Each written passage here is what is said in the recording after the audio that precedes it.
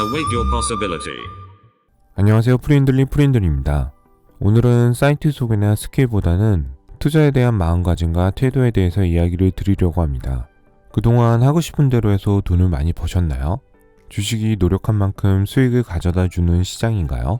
우리는 정말 좋은 주식을 장기 투자하면 부자가 될 수 있을까요? 최근 이런 고민을 많이 하시는 것 같아서 제 생각을 말씀드리려고 합니다. 첫 번째는 그동안 어떤 방법이든 몰빵 투자, 가치 투자, 배당주 투자, 코인 투자 등 돈을 잃지 않고 꾸준히 수익을 내고 있다면 그동안 해왔던 본인만의 방식을 바꾸실 필요가 없습니다. 운이 좋던 안 좋던 감각이 있으신 겁니다.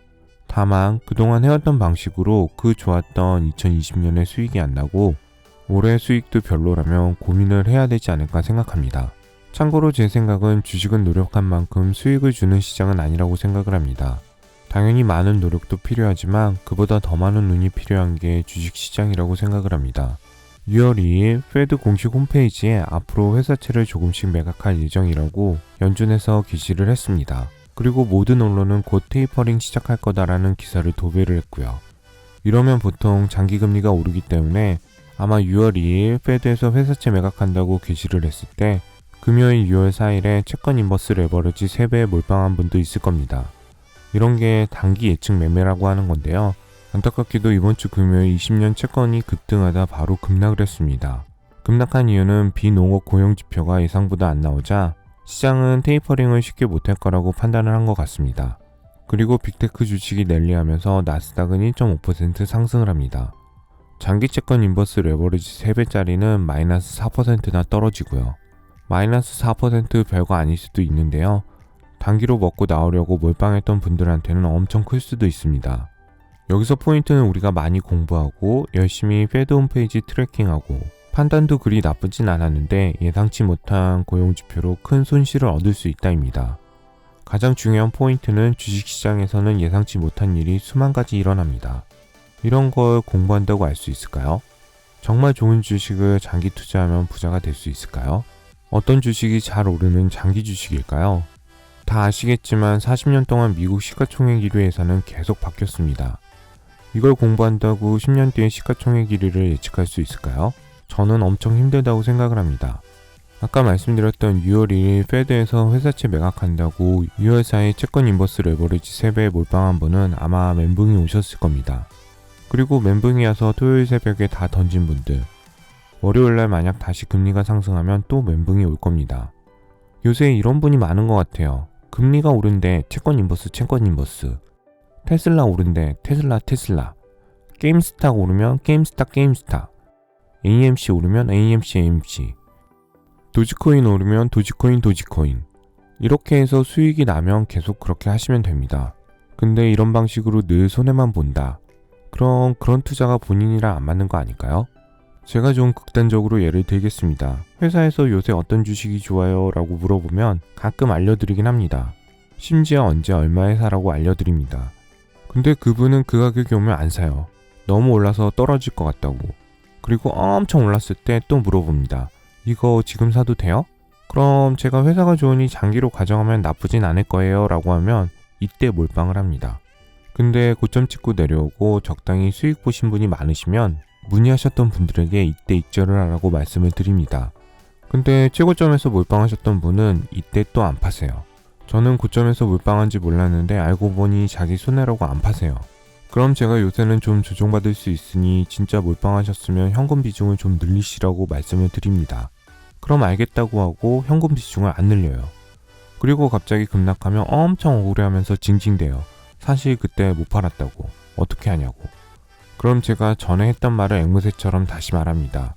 장기로 보면 나쁘진 않겠지만 지금 현재는 현금 비중을 늘리는 게 좋으실 것 같다고. 그럼 다시 알았다고 하고 이후에 이렇게 또 오르면 몰빵한 것도 모자라서 대출받아서 물타기를 합니다.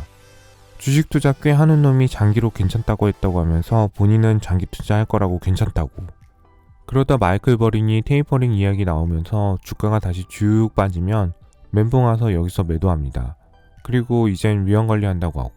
그리고 금요일날 또 오르면 멘붕 와서 저한테 이런 말을 해요. 나는 이상하게 내가 사면 떨어지고 내가 팔면 오른다? 신기하지? 하나도 안 신기한데. 살할 때 안 사고 팔랄 때 안 팔고 지고집 다 부리면서 하지 말라는 거 다 하고 본인은 운이 없다고 생각을 해요. 미친듯이 급등해서 떨어질 수 있는 것들, 도지코인, 게임스탁, AMC 같은 것만 골라 들어가면서 꼭 조정받고 올라가려고 하면 매도하면서 운이 없대요. 그럼 비읍시에서 너는 주식 투자하지 마! 라고 하고 싶지만 다음에 제가 좋은 주식 다시 알려드릴 테니까 마음 좀 추스리세요 라고 하고 다시는 종목 이야기 안 합니다. 왜냐면 이런 분은 어차피 남의 말을 안 듣습니다. 몰빵하지 말라고 해도 몰빵하고 사라고 할 때 안 사고 팔라고 할 때 안 팔잖아요. 이런 분은 공부하고 배운다고 거의 안 바뀌세요. 아마 악플이 많이 달릴 수 있겠지만 저 극단적인 이야기가 내 이야기라고 생각하시는 분은 그냥 투자를 안 하셨으면 좋겠습니다. 그 돈으로 가족들이랑 맛있는 거 사드시는 게 좋을 거예요. 그냥 아무것도 하지 마세요. 그게 가족과 본인에게 가장 큰 투자입니다. 제가 회사에서 프로젝트를 하면 정말 유능한 컨설턴트가 많이 들어오는데요. EY땡땡이랑 KPM땡에서 경력이 엄청 화려하고 똑똑한 분들이 많이 들어옵니다. 이분들 특징이 어렸을 때부터 남들 놀 때 안 놀고 외국 민사고 간 다음에 미국 유학 가서 그 어려운 에세이 다 제출하고 미국 대학 나와서 외국계 컨설턴트가 된 겁니다. 근데 그 똑똑한 컨설턴트가 고등학교만 졸업한 부장한테 말도 안 되는 오퍼 받고 밤새 일을 합니다.